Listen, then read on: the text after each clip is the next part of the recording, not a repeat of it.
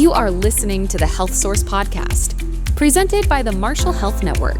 Now here's your host, Rick Lord. Hello again. Welcome inside the Marshall Health Network studios on the campus of Marshall University. This is the Health Source Podcast presented by the Marshall Health Network. I'm your host, Rick Lord, and today we are going to be talking about sports medicine and rehabilitation with the coordinator of sports medicine and rehab at Marshall, Tom Belmaggio. First of all, thank you so much for your time today, Tom. We appreciate your time today and joining with us. Thanks for having me. For someone that is listening right now on Spotify or Apple or watching on healthsourcewv.com, who might not be really up to speed on exactly what you do, just walk us through your specific job. And maybe you want to handle the latter part first to be chronological, but also what led you into getting into this field and what your path was like to get to Marshall? Well, I'm the coordinator of sports medicine and rehab at the Marshall Sports Medicine Institute. I oversee our rehab area within the Sports Medicine Institute, but also oversee our athletic trainers that are out in our secondary school setting, and they're providing care to our student athletes at the high school level. So they provide, treatment and recognition. I first got in this field because I was a high school athlete myself. I was a decent athlete, not a great athlete. I had some college looks, but, along the way I had injuries. My mom actually worked at an orthopedic place up in Morgantown, West Virginia. And, during that time with these injuries, I was kind of led into the field, and I really liked the field. And I worked with some physical therapists, and I liked what they did. And I found out, there's a setting called athletic training. I didn't really know what it was at the time, but I knew I really wanted to do it. I wanted to work in sports. I love sports. I love being around athletes, and that's what led me into this field. That's awesome. And just full disclosure, it was something I was interested in when I was little for a brief moment, and quickly realized I didn't have the chops for it.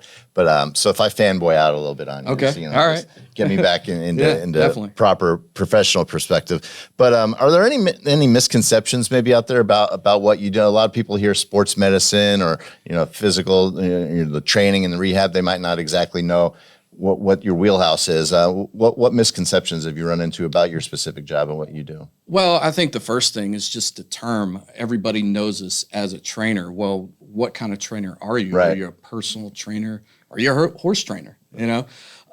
So we want to be termed as athletic trainers. It's a master's degree level. And with that, we're doing everything from injury recognition to treatment of injuries, preventing injuries. So there's a lot of misconceptions on what we do. Some people think we're a physical therapist. We're not a physical therapist. Right. We're primarily working with athletes and the physical active. Now, there's a wide range of athletes, right? You have your weekend warriors out there. You have your elite top of the top. Is there a different approach that you would take or different recommendations you might have for kids versus adults, or for that person that wants to maybe get back in shape, that maybe is a novice, as opposed to someone who's an elite athlete who's already at that level? Yeah, absolutely. I mean, you got to take a look at the way people are moving, and what type of conditions they have, or even what type of injury it is.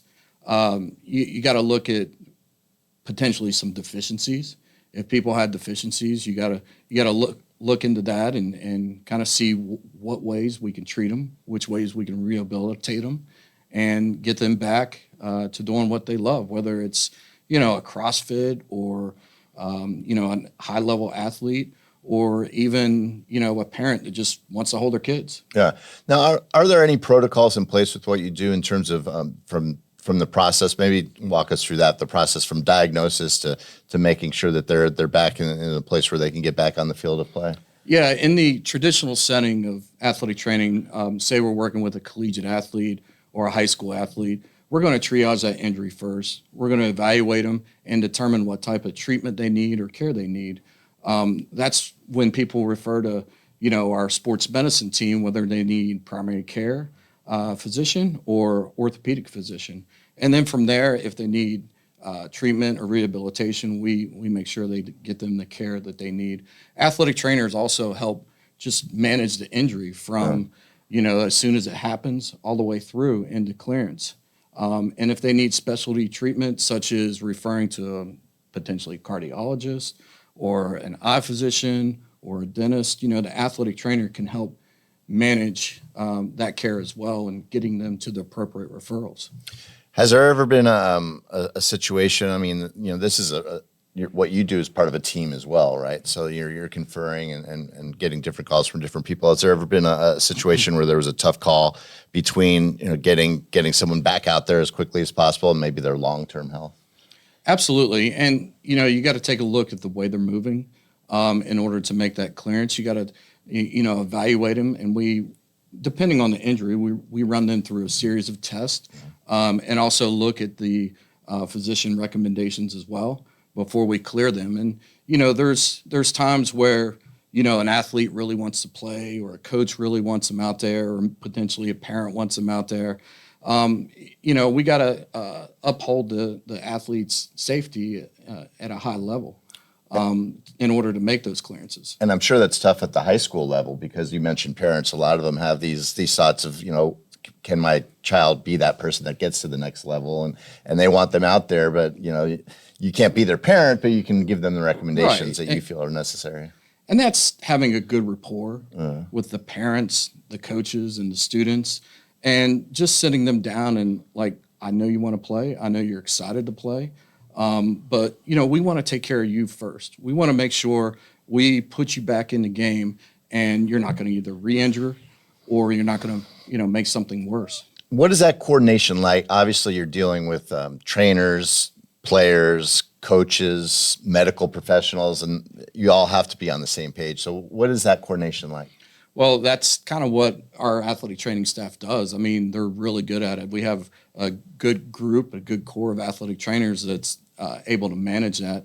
And it's just providing constant communication on, how an athlete is getting through the treatment or rehab process, and coordinating with our physicians or physical therapists, communicating this with the coaches. Sometimes administrators want to get involved or needed to get involved, and just making sure everybody's on the same page, the parents are on the same page, and the student athlete, knows where they are in their process of returning to play. What I think is most fascinating is, say you're on the sidelines of a college football game, where time matters, right? The player gets hurt, and there's only so many minutes left in the game. You have to make decisions quickly, and you have to make sure you're making the right decision quickly. How challenging is that? It's challenging, but that's why I love the profession, because there's not too many professions out there that you have to make quick return to play decisions, and you got to make the right decision.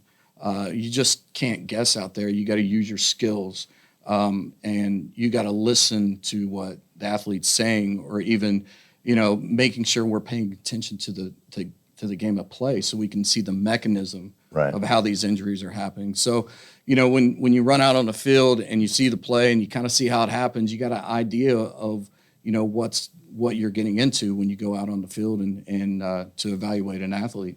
And I would assume that's also where having these personal relationships can come into play with the players, and getting to know the high school kids that you work with as well, so that their mindset, what type of person they are, because a lot of these guys are almost going to be at the point where they're hurting themselves by saying, I want to get out there. But if you know them well enough, that might be a tough call on your end too, to be like, listen, man, you can't play right now. I'm sorry. Right. Just establishing that rapport that you have with your student athletes. Some of these guys, that they're really tough, and then some of them that, maybe not so tough, and how they're going to handle these injuries, both physically and mentally. The mental part of coming back from injury, it's sometimes difficult to deal with. Yeah. So, just knowing your student athletes and how they react in certain situations helps us and the coaches and, parents, physicians out tremendously. And that's a great point, because I'm glad you brought up the mental aspect of it too, because May, by the way, also is Mental Health Awareness Month. So, absolutely. And there is a certain element of mental health that goes with that rehab and with that getting better, getting from point A to point B. Have you seen any correlation between having a positive mental health outlook and being able to go through that process? You hear it all the time about guys that tear their ACL, and they realize they're going to have a long, grueling 8 to 12-month process ahead of them. How important is mental health, and what role does that play into all of that? Yeah, it's very important. And, sports medicine wise, from that standpoint, Again, it's knowing your athlete and just discussing with them, and when you working with them, having a positive outlook on their injury, and just sitting down and getting to know them and how they're doing that day. Just not only their injury, but how they're feeling mentally as well, and just keeping kind of upbeat process with them as they go on and in their treatment process. It's very difficult to handle some of these. Oh, sure. Traumatic injuries where you have surgery and you're going to be out, you're going to miss a sport you love, but it's just having a great working environment with them and trying to keep a positive outlook on where they're going to be instead of where they're at right now. And these athletes are human beings, and you see it all the time when they hear that pop, they know that ACL is gone, and they break down, and you can tell they're thinking, "Oh my gosh, is this it?" And then you have to rehab them not only physically but also mentally and emotionally too. That's a very strong component of what we try to do and have to do with the athletes is just build them up mentally as well, because it's very grueling and time consuming injury and rehabilitation process to get back on the field or court. So just working with them.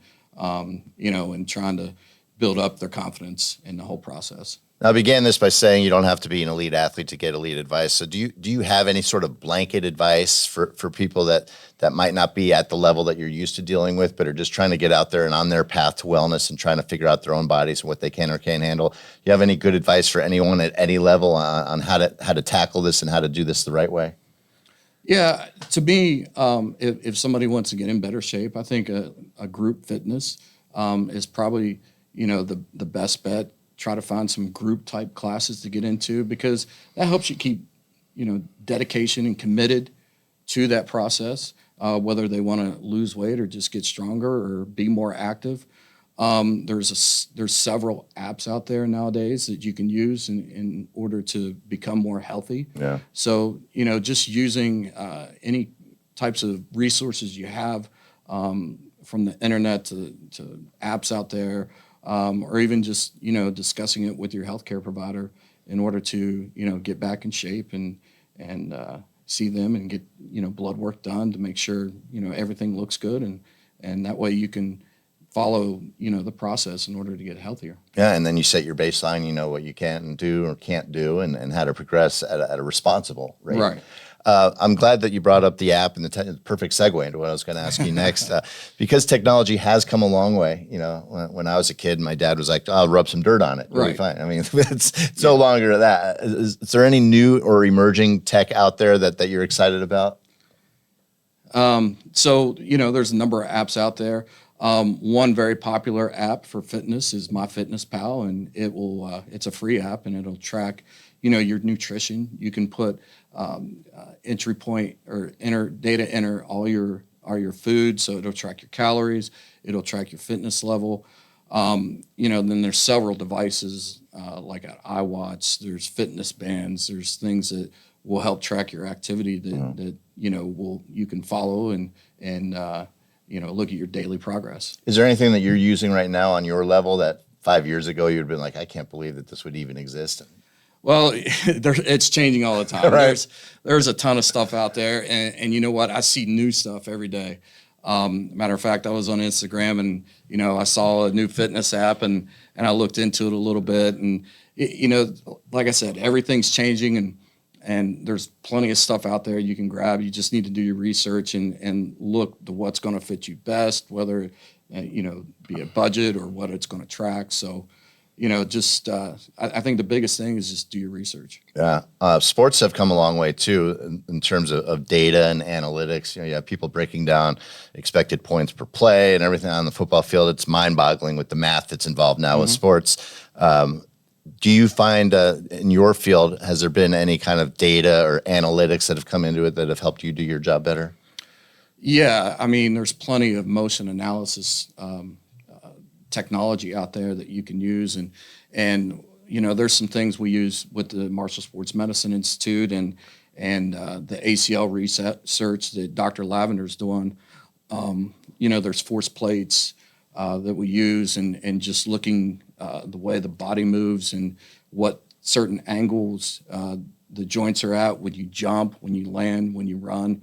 There's some really cool stuff that you can look at to not only, see where you're at and what you need to do to help prevent certain types of injury, but also we can use that to help clear athletes from their injury. And that that all adds up, and then you have that wealth of knowledge and a database that you can look at that can help you make predictive decisions down the road.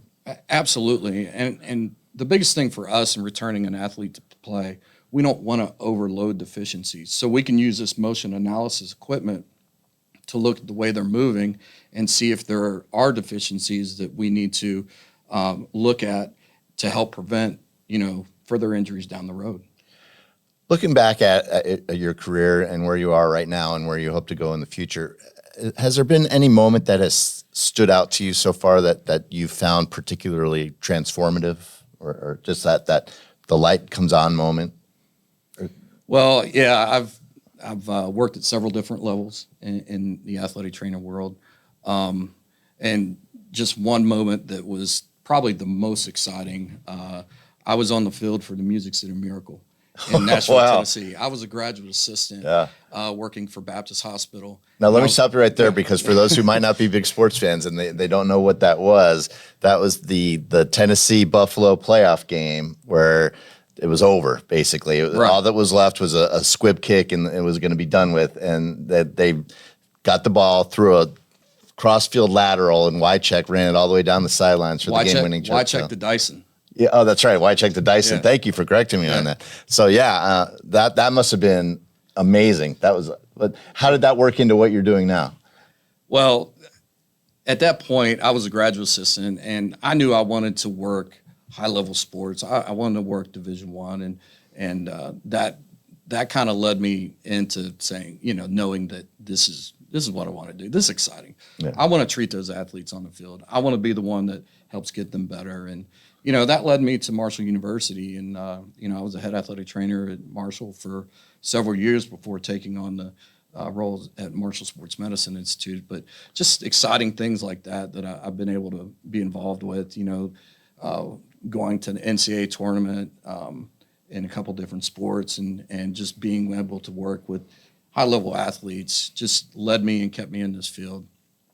And just being there and caring for these athletes when there's a traumatic injury or something small. If they just want to come in and talk to me in my office, it's an everyday thing that you try to keep up with, and I probably wouldn't see myself doing anything else. It truly is amazing when you get that up close look at these athletes, what they're capable of doing. I mean, the television doesn't really. This transcends that when you're there in person and you're seeing how big and fast and strong and the way that they move. There's a reason why they're the top 0.01% of athletes in the world, and it almost inspires you to try to be healthier yourself. We're never going to get to that level, obviously, but just to see what they do is amazing. Yeah, absolutely. I worked with several high-level athletes in my time in my career, and the one thing is that people ask me about is, well, how are they as a person? Yeah. And they're just normal people. They're like you and I sitting here. Just happen to be elite at what they do. They're very elite at what they do, but at the end of the day, they're just like you and I. Yeah. So it's been I love this career. It's been a blessing, and I wouldn't see myself doing anything else. So tell people what services the Marshall Health Network can offer in this field for someone that A, might be looking to get into it, or B, might be able to use those services specifically for what they're doing. Yeah, so at the Marshall Sports Medicine Institute, we offer orthopedic care, primary care, sports medicine care as well. So not only do we treat orthopedics, but we treat conditions like concussions. We have physical therapy there, so people can come there and rehabilitate their injuries. So all that is comprehensive to what we do, as well as our athletic training services to the secondary school level. So our facilities, we're busy every day, and people love coming to see us, and it's really an exciting place to work. Do you ever keep in touch with these guys? I know you've probably dealt with a lot of athletes coming through Marshall and going on to the next level. Are you excited to see what they can do in the professional level? Do you ever check in on them? Yeah, one person that comes to mind is Vinny Curry, and I know he's retired right now, but Heck of a career with the Eagles. Every now and then he'll send me a text or he'll send me a video of his son working out. And, yeah, it's really cool to see him, have the career that he had and where he is in life.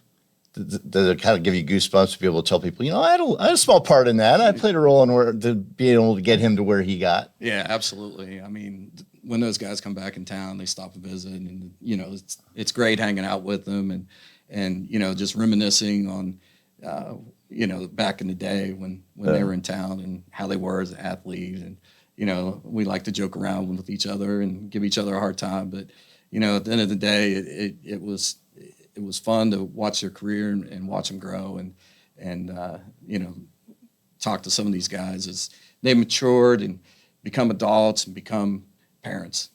I don't want to age you here, but how has the field changed since you first got? I mean, we already aged both of ourselves with the Music City Miracle, which I think was 99, right? Was it 2000? 2000. Yeah. So I mean, how has the field changed other than the obvious with the tech involved? But have you seen any other big changes over the course of the last 20 years? Well, if you just look at how we deal with concussions now, it's completely different. Even in the past few years, how we treat and evaluate and return to play with concussions, and a lot's changed. Yeah. A lot's changed how we treat athletes and rehabilitate them and getting back on the field. Had the opportunity this couple years ago to work with Marshall football again because me being more of an administrator, takes you off the field. Takes me off the field.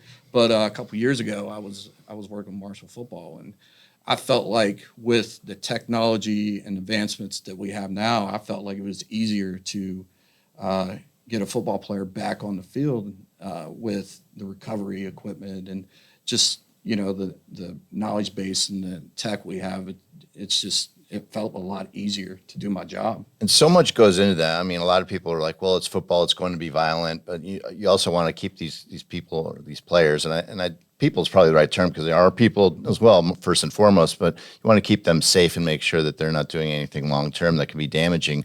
But again, there's only so much you can do in a sport where there's going to be contact. Is there a tipping point? What's your personal opinion on, the phrase that a lot of people say, we're starting to make football two-hand touch. But I mean, at the end of the day, if you have the data there and you have the technology to be able to say, well, these concussions are happening, we got to make sure that those aren't happening. I mean, what's the balance there? Yeah, I think it's a tough balance, but I think, the new rule changes they're making in the NFL and at the NCAA level, and it even goes down to the secondary school level. Any change that you can make to help these athletes be safer, I think it's for the good.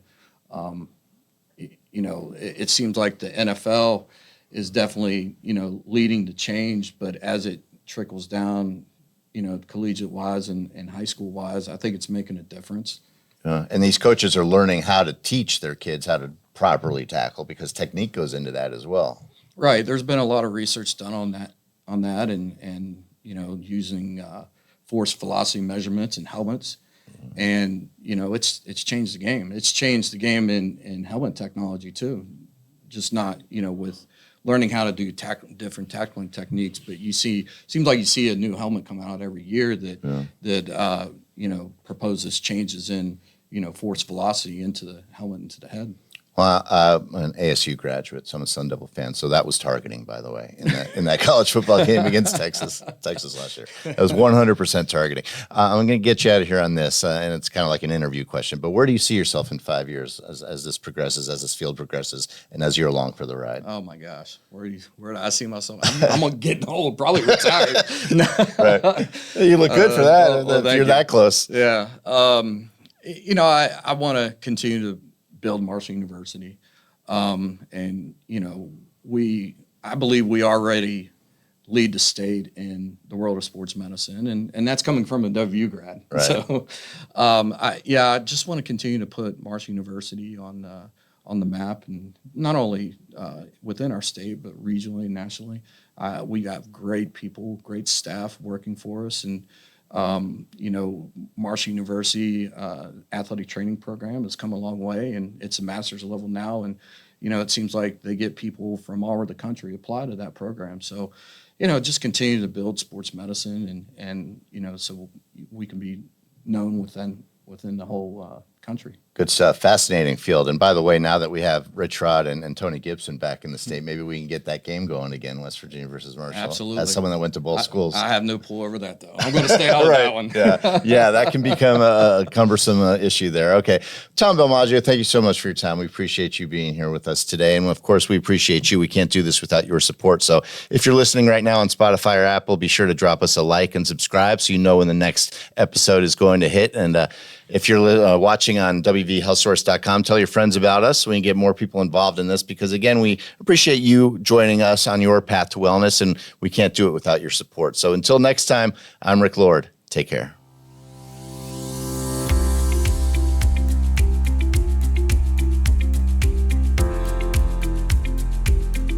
That was the Health Source Podcast, presented by the Marshall Health Network.